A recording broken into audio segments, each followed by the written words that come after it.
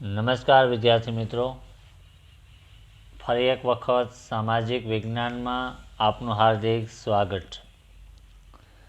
વિદ્યાર્થી મિત્રો, આજે લેક્ચર 4ની અંદર પાઠ ભારતનો સાહિત્યિક વારસો એની અંદર આપણે ભારતની પ્રાચીન વિદ્યાપીઠો વિશે અભ્યાસ કરી રહ્યા હતા।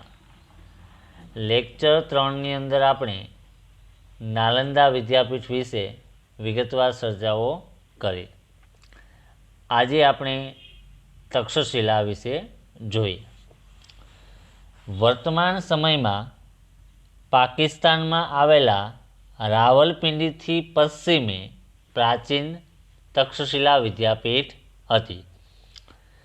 તે પ્રાચીન ગાંધાર પ્રદેશની રાજધાનીનું શહેર હતું। આ વિદ્યાપીઠમાં 64 વિદ્યાઓનું શિક્ષણ અપાતું હતું। વિદ્યાર્થી મિત્રો, વિદ્યાપીઠોની અંદર આપણે આગળના લેક્ચરમાં નાલંદા વિદ્યાપીઠ વિશે જોયું। એની અંદર આપણે મુદ્દાઓ અને પોઈન્ટ પાડીને જ લખવાના છે। એવી જ રીતે તક્ષશિલા વિદ્યાપીઠની અંદર આપણે પોઈન્ટ વાઇઝ જ બધા મુદ્દાઓ બનાવશું અને આપણે તૈયાર કરીશું। તો તક્ષશિલાની અંદર પહેલો પોઈન્ટ બનશે કે વર્તમાન સમયમાં પાકિસ્તાનમાં આવેલ રાવલપિંડીથી પશ્ચિમે તક્ષશિલા વિદ્યાપીઠ હતી। બીજો પોઈન્ટ, તે પ્રાચીન ગાંધાર પ્રદેશની રાજધાનીનું શહેર હતું। આગળનો પોઈન્ટ બનશે, આ વિદ્યાપીઠમાં 64 વિદ્યાઓનું શિક્ષણ અપાતું। તક્ષશિલા વિદ્યાપીઠની અંદર 64 પ્રકારની વિદ્યાઓનું શિક્ષણ આપવામાં આવતું હતું।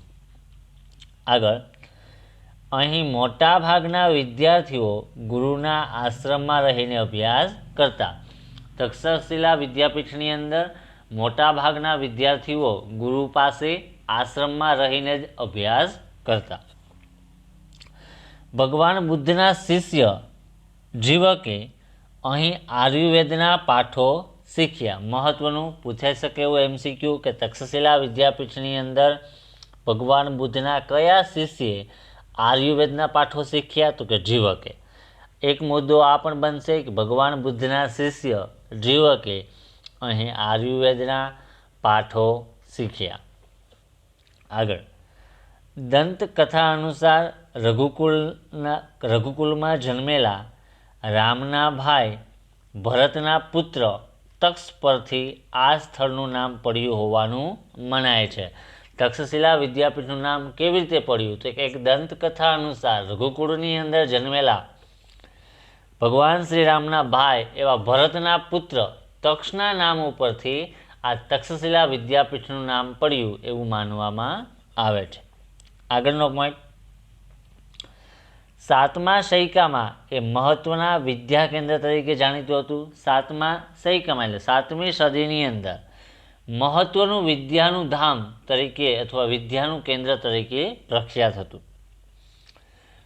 હવે તક્ષશિલા વિદ્યાપીઠમાં વિદ્યાર્થીને જે વિષયમાં રસ હોય તેનું શિક્ષણ આપવામાં આવતું। તક્ષશિલા વિદ્યાપીઠની અંદર વિદ્યાર્થીને કે બાળકને જે વિષયની અંદર એને રસ હોય અથવા જેને એ શીખવાનો હોય, વિષય શીખવામાં જેની જિજ્ઞાસા હોય એ વિષય ઉપર એને જ્ઞાન આપવામાં આવતું। શિક્ષક પોતાની ઈચ્છા પ્રમાણે ગમે તેટલા વિદ્યાર્થીઓને ભણાવતા। તક્ષશિલા વિદ્યાપીઠની અંદર શિક્ષક પોતાની ઈચ્છા પ્રમાણે ગમે તેટલા વિદ્યાર્થીઓને ભણાવતા, છતાં સામાન્ય રીતે એક શિક્ષકની પાસે લગભગ 20 વિદ્યાર્થીઓ ભણતા। જુઓ બાળકો, તક્ષશિલા વિદ્યાપીઠની અંદર સામાન્ય રીતે તક્ષશિલાના શિક્ષકો હતા એ ગમે તેટલા વિદ્યાર્થીઓને ભણાવી શકતા, પણ સામાન્ય રીતે એક શિક્ષકની પાસે લગભગ 20 વિદ્યાર્થીઓ ભણતા। આગળનો પોઈન્ટ, વારાણસી, રાજગૃહ, મિથિલા અને ઉજ્જૈન જેવા દૂરના નગરોમાંથી વિદ્યાર્થીઓ અહીં શિક્ષણ માટે ઉમટતા। તક્ષશિલા વિદ્યાપીઠની અંદર તો કે ક્યાં ક્યાંથી વિદ્યાર્થીઓ શિક્ષણ મેળવવા આવતા? તો કે રાજગૃહ છે, વારાણસી છે, મિથિલા અને ઉજ્જૈન જેવા અલગ અલગ સ્થળોના વિદ્યાર્થીઓ તક્ષશિલા વિદ્યાપીઠની અંદર શિક્ષણ પ્રાપ્ત કરવા આવતા। આગળ વારાણસીના રાજકુમારો અહીં જ શિક્ષણ લેતા. આગળનો પોઈન્ટ, કૌશલના રાજા પ્રસેનજીત, વ્યાકરણ શાસ્ત્રી પાણિની, રાજનીતિજ્ઞ કૌટિલ્ય પણ અહીં શિક્ષણ લીધું હોવાનું મનાય છે. બાળકો, મહત્વનો આઈએમપી ને એમસીક્યુ પૂછાઈ શકે એવો અથવા 1 માર્કમાં પૂછાઈ શકે એવો પ્રશ્ન કે કૌશલના રાજા તો કોણ હતા? તો કે પ્રસેનજીત. ત્યાર પછી જો કૌશલ રાજા પ્રસેનજીત, વ્યાકરણ શાસ્ત્રી પાણિની અને રાજનીતિજ્ઞ કોણ?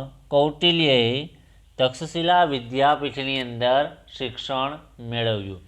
ફરી એક વખત, તક્ષશિલા વિદ્યાપીઠની અંદર કયા કયા મહત્વના વ્યક્તિઓએ શિક્ષણ મેળવ્યું? તો કે કૌશલના રાજા પ્રસેનજીત, વ્યાકરણ શાસ્ત્રી પાણિની અને રાજનીતિજ્ઞ કૌટિલ્યએ તક્ષશિલા વિદ્યાપીઠની અંદર શિક્ષણ પ્રાપ્ત કર્યું.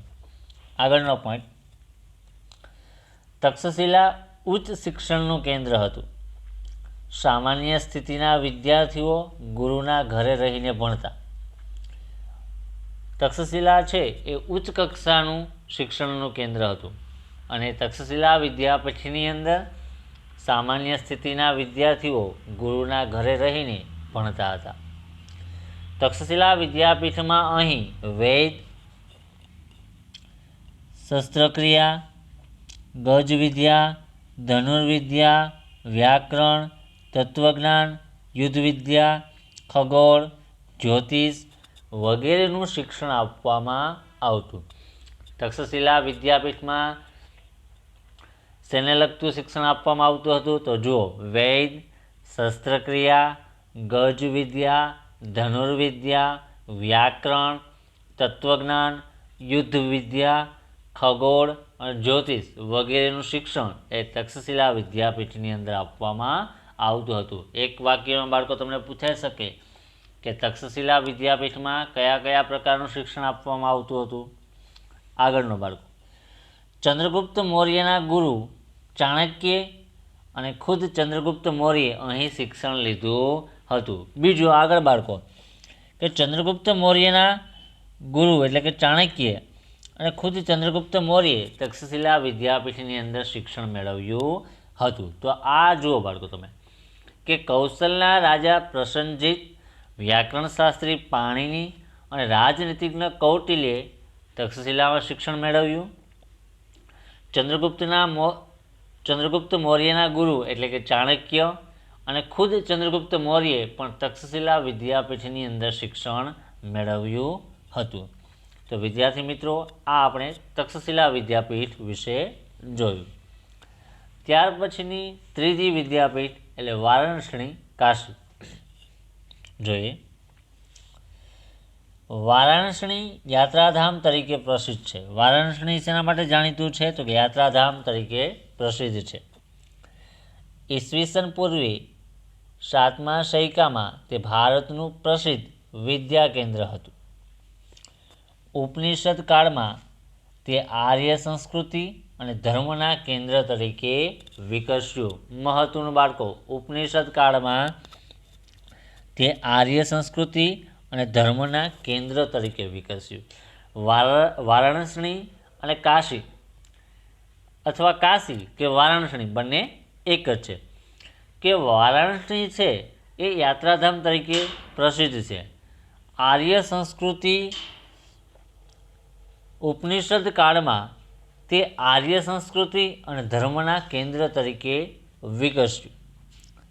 એના રાજા અજાતશત્રુ ઉપનિષદ કળામાં એક તત્વજ્ઞાની અને વિદ્યાના પોષક હતા. જુઓ બાળકો, વારાણસી કાશી ત્યાંના રાજા એટલે કે અજાતશત્રુ એ ઉપનિષદ કાળમાં એક તત્વજ્ઞાની અને વિદ્યાના પોષક હતા.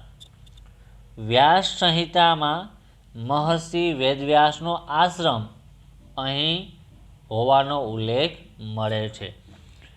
વ્યાસ સંહિતા નામનું જે પુસ્તક છે એમાં મહર્ષિ વેદવ્યાસ કે જેમણે મહાભારતની રચના કરી, તો આ મહર્ષિ વેદવ્યાસનો આશ્રમ અહીં હોવાનો ઉલ્લેખ મળે છે.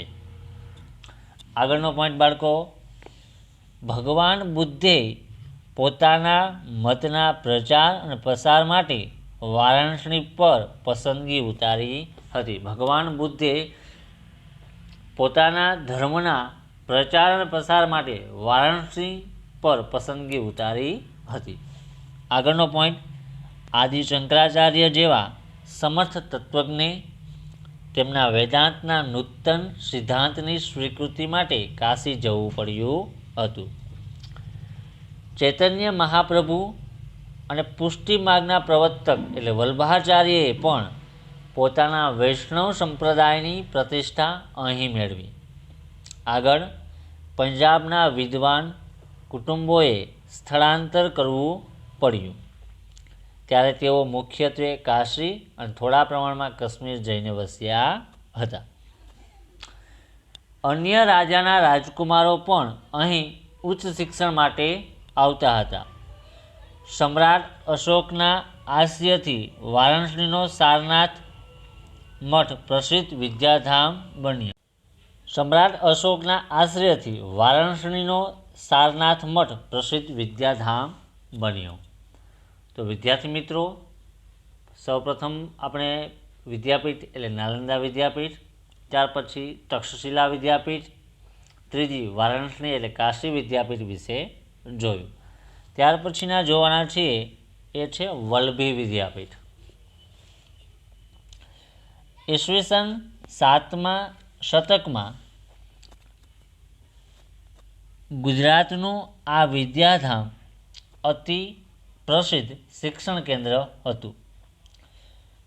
બીજો પોઈન્ટ, વલ્લભીને વિશાળ અને અત્યંત પ્રસિદ્ધ વિદ્યાધામ બનાવવામાં મૈત્રક વંશનો, કયા વંશનો? તો કે મૈત્રક વંશનો તત્કાલીન શાસકો અને નાગરિકોનો મોટો ફાળો. વિદ્યાર્થી મિત્રો, વલ્લભી છે એ ઈસવીસનના 7મા શતકમાં ગુજરાતનું અતિ પ્રસિદ્ધ શિક્ષણનું કેન્દ્ર હતું. વલ્લભીના વિશાળ અને અત્યંત પ્રસિદ્ધ વિદ્યાધામ બનાવવામાં મૈત્રક વંશના તત્કાલીન જે શાસકો અને નાગરિકોનો મોટો ફાળો હતો. એ સમયની અંદર વલ્લભીનો વિકાસ કરવામાં મૈત્રક વંશના તત્કાલીન જે શાસકો અને ત્યાંની લોકલ પ્રજા અને નાગરિકોનો ખૂબ જ મહત્ત્વનો ફાળો હતો. 7મી સદીમાં ભિક્ષુ વિદ્યાર્થીઓ રહેતા. વલ્લભી ત્યારે બૌદ્ધ મતના હીનયાન પંથનું કેન્દ્ર હતું. 7મા શતકની મધ્યમાં પ્રસિદ્ધ બૌદ્ધ વિદ્યાનો સ્થિરમતી અને ગુણમતી વલ્લભીના અગ્રણી આચાર્ય હતા. જુઓ બાળકો, 7મા શતકની મધ્યમાં પ્રસિદ્ધ બૌદ્ધ વિદ્યાના સ્થિરમતી અને ગુણમતી વલ્લભીના અગ્રણી આચાર્યો હતા. દૂર દૂરના ગંગા યમુનાના મેદાન વિસ્તારમાંથી વિદ્યાર્થીઓ અહીં ઉચ્ચ અભ્યાસ માટે આવતા. ચીની પ્રવાસી ઇતિહાસ સંઘે નોંધ્યું છે કે વલ્લભી પૂર્વ ભારતની પ્રસિદ્ધ શિક્ષણ સંસ્થા નાલંદા સાથે સ્પર્ધા કરતી. જો બાળકો ખાસ યાદ રાખજો, ચીની પ્રવાસી ઇતિસંઘે નોંધ્યું છે કે વલ્લભી પૂર્વ ભારતની પ્રસિદ્ધ શિક્ષણ સંસ્થા નાલંદા હતી એની સાથે સ્પર્ધા કરતી હતી. ચીની પ્રવાસી ઇતિસંઘ હતો એણે એવું નોંધ્યું કે વલ્લભી છે એ પૂર્વ ભારતની પ્રસિદ્ધ શિક્ષણ સંસ્થા એ નાલંદાની પ્રતિસ્પર્ધી હતી. આગળ, વલ્લભી એક રાજધાની અને આંતરરાષ્ટ્રીય બંદર હતું.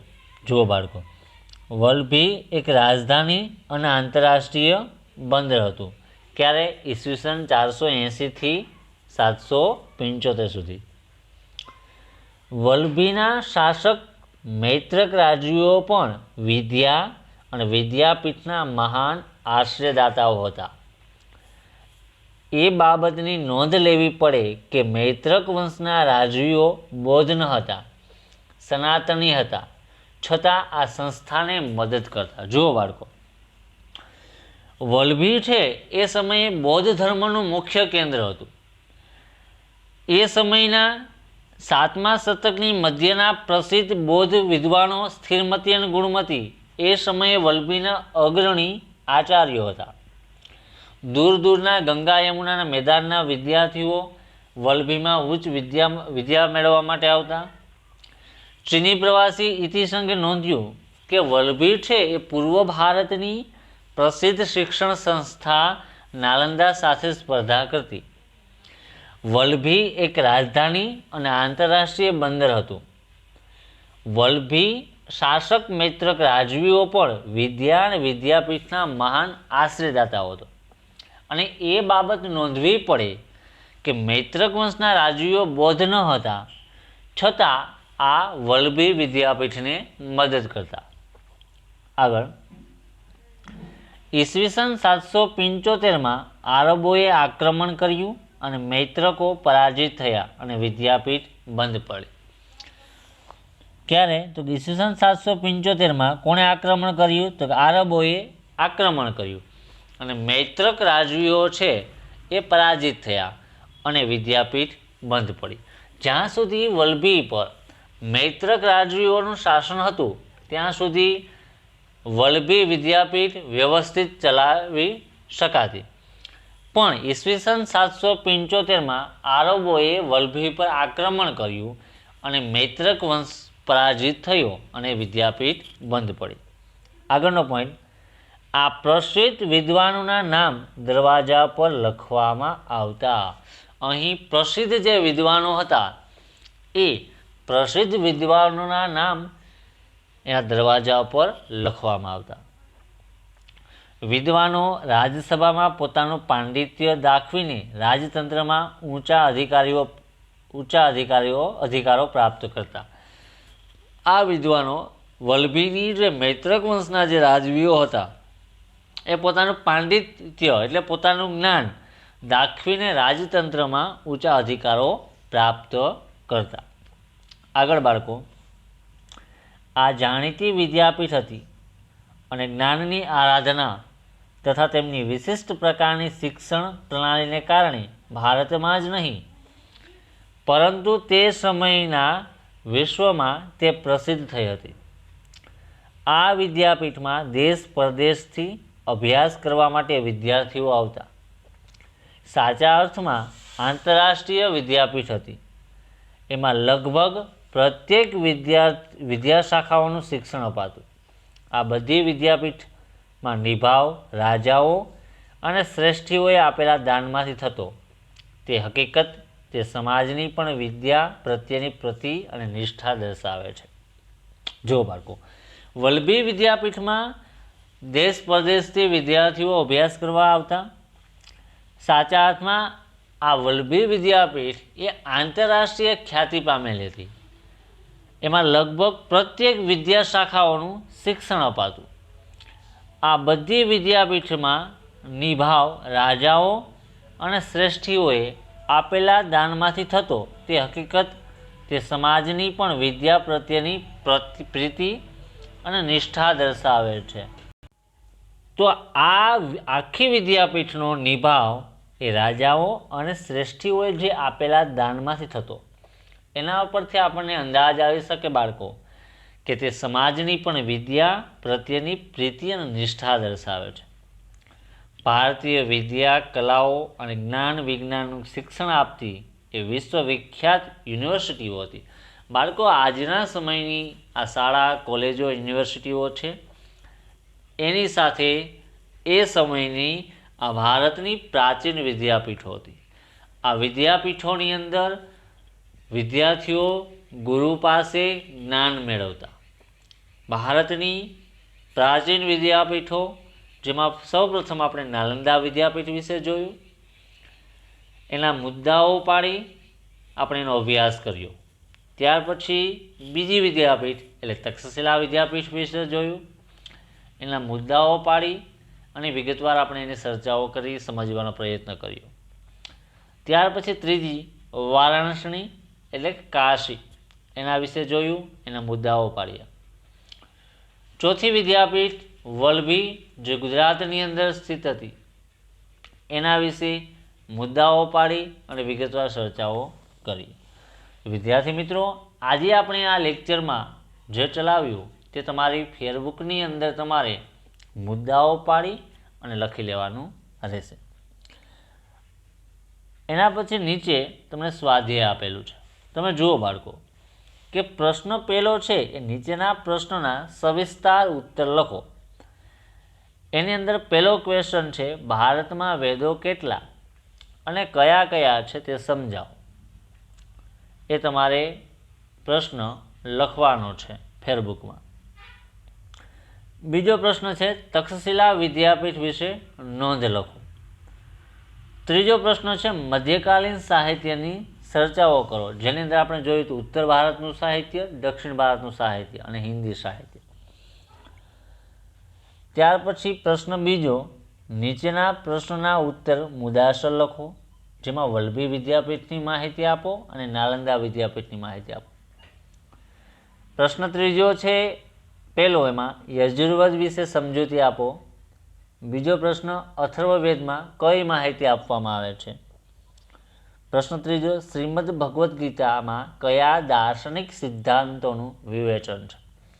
તો પ્રશ્ન 1, 2, 3 આપણે ફેરબુકમાં સાથે સાથે બધું લખતા ગયા છે. છતાં પણ કોઈ એવું લાગે કે આ પ્રશ્ન છૂટી જાય તો તમારે આ પ્રશ્ન બનાવી અને લખવાનો છે. બાકી તમે બધાએ ઓલરેડી ફેરબુકમાં લખેલા છે. પરંતુ ક્વેશ્ચન 4 MCQ તમારે ફેરબુકની અંદર ફરજિયાત લખવાનું છે. તો વિદ્યાર્થી મિત્રો, આજે આ લેક્ચર 4ની અંદર આપણે ભારતનો સાહિત્યિક વારસાનો પાઠ આપણે અહીંયા પૂર્ણ કરીએ છીએ.